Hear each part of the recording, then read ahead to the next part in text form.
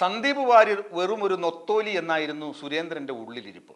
എന്നാൽ സംഗതി പാലക്കാട് വോട്ടെണ്ണി കഴിഞ്ഞപ്പോൾ സുരേന്ദ്രന് മനസ്സിലായി സന്ദീപ് വാര്യർ ചെറുമീനല്ല, അതൊരു തിമിംഗലമാണെന്ന്. കാരണം എന്താണ്? കൽപ്പാത്തി വിട്ട് സന്ദീപിൻ്റെ പ്രഭാവം ഇഫക്റ്റ് മണ്ഡലത്തിൽ ഒരിടത്തേക്കും എത്തില്ല എന്ന് പറഞ്ഞപ്പോൾ കൽപ്പാത്തി മാത്രമല്ല, പാലക്കാട് മാത്രമല്ല, സംസ്ഥാനത്തുടനീളം BJP അണികളും നേതാക്കളും പറയുന്നു സന്ദീപ് വാര്യരെ പടിയടച്ച് ഇറക്കി വിട്ടത് അല്ലെങ്കിൽ ഇറങ്ങിപ്പോകാൻ അവസരം കൊടുത്ത സുരേന്ദ്രൻ വളരെ വലിയ മണ്ടനാണ്, ഇത് ചെയ്തത് തെറ്റായിപ്പോയി എന്ന് വിമർശിക്കുന്നുണ്ട്. BJPയിൽ നിന്ന് തെറ്റിപ്പിരിഞ്ഞു നിൽക്കുന്ന ആളുകളെ കോൺഗ്രസിലേക്ക് എത്തിക്കേണ്ട ദൗത്യം കോൺഗ്രസ് ഏൽപ്പിച്ചിരിക്കുന്നത് സന്ദീപ് വാര്യരെയാണ്. നമുക്കറിയാം, വയനാട് മുൻ ജില്ലാ പ്രസിഡന്റ് രാജിവെച്ചു കെ പി മധു കോൺഗ്രസ് നേതാക്കളുമായി സംസാരിച്ചു. KP മധുവിനെ കോൺഗ്രസ് പാളയത്തിലെത്തിക്കാൻ സന്ദീപ് വാര്യറും ശ്രമം തുടങ്ങിക്കഴിഞ്ഞു. അതുപോലെ പാലക്കാട് നഗരസഭാ കൗൺസിലർമാർ 18 കൗൺസിലർമാരെയാണ് സുരേന്ദ്രൻ കുരിശിലേറ്റിയത്. എങ്ങനെ? അവർ വിട്ടുനിന്നു, തെരഞ്ഞെടുപ്പ് പ്രചരണത്തിൽ നിന്ന് വിട്ടുനിന്നു. ശോഭാ സുരേന്ദ്രൻ്റെ കൈകൊടുത്ത് ശോഭാ സുരേന്ദ്രൻ പറയുന്നത് കേട്ടവർ റിബലുകളായി പ്രവർത്തിച്ചു, അവരാരും ഇറങ്ങിയില്ല. അതിനെയൊക്കെ പൊളിച്ചടക്കിക്കൊണ്ട് നഗരസഭാധ്യക്ഷ പ്രമീള ശശിധരനും N ശിവരാജനും ഒക്കെ രംഗത്തെത്തിയിരുന്നുവെങ്കിലും ആ കൗൺസിലർമാർക്ക് സുരേന്ദ്രൻ്റെ നേതൃത്വത്തെ ഇഷ്ടമല്ല. ആ കൗൺസിലർമാരെ കൂടി ഇങ്ങോട്ട് എത്തിക്കുക, എവിടെ? കോൺഗ്രസ് പാളയത്തിലേക്ക് എത്തിക്കുക എന്ന ദൗത്യവും സന്ദീപ് വാര്യർക്കാണ്. ശോഭാ സുരേന്ദ്രനെ കഴിയുമെങ്കിൽ ശോഭാ സുരേന്ദ്രൻ തന്നെ വലിയ വാഗ്ദാനം നൽകി, മന്ത്രി പദവി തന്നെ വാഗ്ദാനം നൽകി കൊണ്ടുവന്നാലും തെറ്റില്ല എന്നുള്ള പച്ചക്കൊടിയാണ് കോൺഗ്രസ്സുകാർ സന്ദീപ് വാര്യർക്ക് കൊടുത്തിരിക്കുന്നത്. ഇതെല്ലാം എങ്ങനെ വ്യക്തമാകുന്നു? ഇതെങ്ങനെ നമുക്ക് പറയാൻ കഴിയുന്നു? അവിടെയാണ് രാഷ്ട്രീയത്തിൻ്റെ ട്വിസ്റ്റ്. കഴിഞ്ഞ ദിവസം സുരേന്ദ്രൻ പത്തനംതിട്ട മലയാലപ്പുഴയിൽ നമ്മുടെ നവീൻ ബാബുവിൻ്റെ വിധവയെ കാണാൻ വീട്ടിൽ പോയിരുന്നു. അവരെ ആശ്വസിപ്പിച്ച് തിരിച്ചിറങ്ങുമ്പോൾ മാധ്യമപ്രവർത്തകർ ഒരു ചോദ്യം ചോദിച്ചു. തെറ്റി നിൽക്കുന്ന 18 കൗൺസിലർമാരും കോൺഗ്രസിലേക്ക് പോകുമല്ലോ, എന്താണ് സംഭവമെന്ന്. അപ്പോഴാണ് സുരേന്ദ്രൻ പൊട്ടിത്തെറിച്ചത്. നിന്നെയൊക്കെ ഒറ്റ ഒരുത്തനെയും വെറുതെ വിടില്ല. എന്താണ്? നല്ല രീതിയിൽ പോകുന്ന പാർട്ടിയെ നാണം കെടുത്തുന്ന തരത്തിൽ വിമർശിക്കുന്ന ഇല്ലാത്ത നെറുകേടുകൾ, പാർട്ടിക്കെതിരെ നെറുകേടുകൾ വിളമ്പുന്ന നിന്നെയൊന്നും വെറുതെ വിടില്ല. ഏത് ഉന്നതനായാലും കൃത്യമായ പണി തന്നിരിക്കുമെന്ന് സുരേന്ദ്രൻ ഹാലിളകി വിമർശിച്ചത്. അപ്പോൾ സുരേഷ് ഗോപിയും സുരേന്ദ്രനും എല്ലാം ഒരേ തട്ടിലാണ്. മുഖ്യമന്ത്രി കടക്ക് പുറത്ത് എന്ന് പറഞ്ഞപ്പോൾ അല്ലെങ്കിൽ മൈക്ക് തട്ടിമാറ്റിയപ്പോൾ അങ്ങനെയൊക്കെ ഉള്ള സംഭവങ്ങളിൽ, സാഹചര്യങ്ങളിൽ അദ്ദേഹത്തിൻ്റെ പ്രായത്തെ പോലും മാനിക്കാതെ വിമർശിച്ച വ്യക്തിയാണ് സുരേന്ദ്രൻ. മാധ്യമങ്ങൾക്കെതിരെ ഇങ്ങനെ ആക്രോശിക്കണമെന്നൊക്കെ ചോദിച്ച് വിമർശിച്ച വ്യക്തിയാണ് സുരേന്ദ്രൻ. ആ സുരേന്ദ്രനാണ് പറയുന്നത് നിന്നെയൊക്കെ ഒറ്റ ഒരുത്തരെയും വെറുതെ വിടില്ല.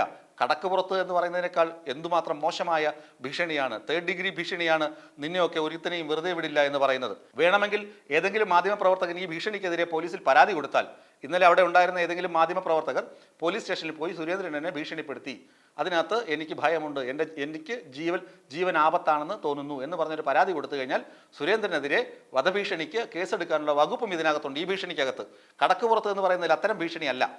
സുരേന്ദ്രൻ പറഞ്ഞതിനകത്ത് ത്രട്ടനിങ് കൊണ്ട് വളരെ കൃത്യമായ ഭീഷണിയാണത്. എന്തിനാണ് സുരേന്ദ്രൻ ഈ ഭീഷണി?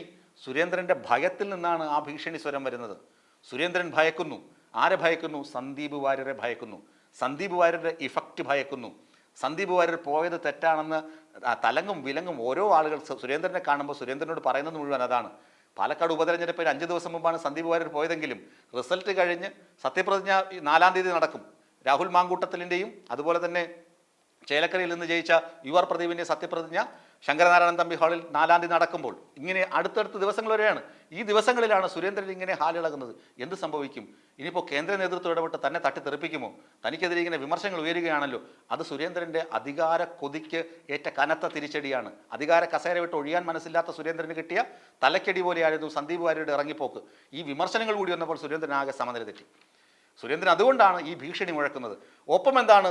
എരുതിയിൽ എണ്ണ ഒഴിക്കുന്നത് പോലെ സന്ദീപ് വാര്യരുടെ ഒരു FB പോസ്റ്റും പുറത്തു വന്നു. അതൊന്നുമില്ല, രാഷ്ട്രീയ അഭയാർത്ഥികളായ ഒരാളും പോകേണ്ടി വരില്ല. BJPയുടെ തൊഴുത്തിൽ കുത്തുകണ്ട് അവിടെ നിന്ന് പുറത്തു വരുന്ന ഏതൊരു വ്യക്തിക്കും സ്നേഹത്തിൻ്റെ കടയിൽ ഇടമുണ്ടാകും. ഒരാളും രാഷ്ട്രീയ അഭയാർത്ഥിയാകേണ്ടി വരില്ല എന്ന സന്ദീപ് വാര്യരുടെ പോസ്റ്റ്. കാരണം നിങ്ങളെ സ്വീകരിക്കും, നിങ്ങൾക്ക് എന്താണ് ഇടത്താവളമല്ല താവളം ഉണ്ടാകും, നിങ്ങളങ്ങനെ അനാഥരായി പോകില്ല എന്ന തരത്തിലുള്ള സന്ദീപ് വാര്യരുടെ പരാമർശം, FB പോസ്റ്റ്. ഇതൊക്കെ വായിക്കുമ്പോൾ ഏത് കൊലകൊമ്പനായാലും ഒന്ന് ഭയന്നു പോകും. കാരണം മൂട്ടിലെ മണ്ണൊലിച്ചു പോയാൽ പിന്നെ എവിടെ പിടിച്ചു നിൽക്കും? അണികളാകെ വിമർശിച്ചു തുടങ്ങി. നേതാക്കൾ PK കൃഷ്ണദാസ്, MT രമേശ്, അതുപോലെ തന്നെ AN രാധാകൃഷ്ണൻ, അങ്ങനെ തുടങ്ങിയ 14 പേരാണ് കഴിഞ്ഞ ദിവസം കൊച്ചിയിൽ ചേർന്ന നേതൃയോഗത്തിൽ പങ്കെടുക്കാതിരുന്നത്. ആലോചിച്ച് നോക്കുക. അങ്ങനെ നേതാക്കൾ പിണങ്ങി. എന്നിട്ട് ശോഭാ സുരേന്ദ്രൻ മറ്റൊരു പക്ഷത്ത് തന്നെയാണ്. ശോഭാ സുരേന്ദ്രൻ ഇങ്ങനെയൊക്കെ പറയുമെങ്കിലും പരിവാർ കുടുംബം വിട്ടുപോകില്ലെന്ന് പറയുമെങ്കിലും സുരേന്ദ്രനോടുള്ള എതിർപ്പ് ശോഭാ സുരേന്ദ്രൻ്റെ ഉള്ളിലുണ്ട്. കാരണം 2 വർഷമാണ് വീട്ടിലിരുത്തിയത്, മര്യാദയ്ക്ക് ഇരിക്കാൻ, നല്ല നടത്തം പഠിക്കാൻ 2 വർഷമാണ് ശോഭാ സുരേന്ദ്രനെ ഒതുക്കി വീട്ടിലിരുത്തിയത് സുരേന്ദ്രൻ. അങ്ങനെയുള്ള സുരേന്ദ്രനെതിരെ ശോഭാ സുരേന്ദ്രൻ മിണ്ടാതിരിക്കുമോ? അങ്ങനെ ശോഭാ സുരേന്ദ്രൻ, പി കെ കൃഷ്ണദാസ്, അങ്ങനെ 2 മഹാ നേതാക്കൾ, എം ടി രമേശ് തീരെ മോശപ്പെട്ട നേതാവാണോ? അല്ല. എ എൻ രാധാകൃഷ്ണൻ മോശപ്പെട്ട നേതാവാണോ? ഈ നേതാക്കളൊക്കെ സുരേന്ദ്രനെതിരാണ്. ഇനിയിപ്പോൾ ജനുവരി ഫെബ്രുവരി മാസങ്ങളിൽ പാർട്ടിയുടെ പുനഃസംഘടന വരുന്നു. ഡിസംബർ 8, 9 തീയതികളിൽ പാലക്കാട് തെരഞ്ഞെടുപ്പ് വിശകലനം ചെയ്യാനുള്ള യോഗം ചേരുന്നു. ഈ യോഗങ്ങളിലൊക്കെ സുരേന്ദ്രൻ, എല്ലാ വിരലുകളും സുരേന്ദ്രന് നേരെ തന്നെയായിരിക്കും. കാരണം അയാൾ തന്നെ നേരത്തെ പറഞ്ഞു, ഞാൻ ഉത്തരവാദിത്വമൊക്കെ ഏറ്റെടുക്കുന്നു. ധാർമ്മികത ലെവലേശമുണ്ടെങ്കിൽ സുരേന്ദ്രൻ രാജിവെക്കണമെന്നാണ് പാർട്ടി അണികളുടെയും നേതാക്കളുടെയും ആവശ്യം. അപ്പോഴാണ് പറയുന്നത്, രാജ്യസന്നദ്ധതയിൽ നിന്ന് പിന്മാറുന്നില്ല, എന്നെ നിയമിച്ചത് കേന്ദ്രമാണ്, കേന്ദ്ര നേതൃത്വം പറയുകയാണെങ്കിൽ ഞാൻ ഇറങ്ങിപ്പോകാമെന്ന്. സുരേന്ദ്രൻ്റെ ഭയം ആളിക്കത്തുകയാണ്. സന്ദീപ് വാര്യർ ചെറിയ മീനല്ല എന്ന തിരിച്ചറിവ് സുരേന്ദ്രനെ വല്ലാതെ പേടിപ്പിക്കുന്നുണ്ട്. സുരേന്ദ്രൻ ഇപ്പോഴാണ് അറിഞ്ഞു വരുന്നത് സന്ദീപ് വാര്യർക്ക് ഇത്രയധികം ശക്തി ഉണ്ടായിരുന്നുവെന്ന്, വെറുപ്പിക്കേണ്ടതില്ലായിരുന്നുവെന്ന്. ആ വെറുപ്പിൽ നിന്ന് ഉയരുന്ന ഭയമാണ് മാധ്യമങ്ങൾക്ക് നേരെയുള്ള ആക്രോശമായി സുരേന്ദ്രൻ പുറത്ത് തുപ്പുന്നത്. സുരേന്ദ്രൻ പാഠം പഠിക്കുന്നത് അടുത്ത യോഗത്തിലോ ജനുവരി ഫെബ്രുവരി മാസങ്ങളിലോ ആയിരിക്കും. സുരേന്ദ്രൻ്റെ കസേര തെറിക്കാൻ പോകുന്നത് അവിടെയായിരിക്കും.